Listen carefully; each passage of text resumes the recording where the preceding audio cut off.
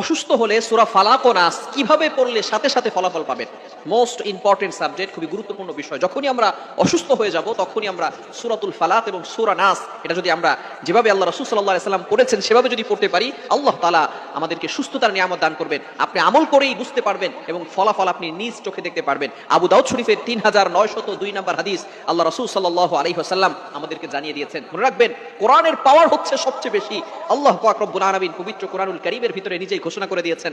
আপনি পবিত্র কোরআনুল কারীম খুলুন, 15 নম্বর পারা 9 নম্বর পৃষ্ঠার 2 নম্বর লাইন, সূরা বনী ইসরাঈলের 82 নম্বর আয়াতে আল্লাহ তাআলা বলেন, ওয়া নুনাজ্জিলু মিনাল কুরআনি মা হুয়া শিফাউ ওয়া রাহমাতুল লিল মুমিনিন।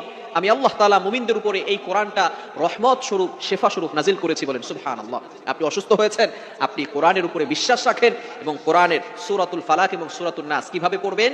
আবু দাউদ শরীফের 3902 নম্বর হাদিসের ভিতরে আম্মা জান আয়েশা রাদিয়াল্লাহু তাআলা আনহা বলেন, আল্লাহ রাসূল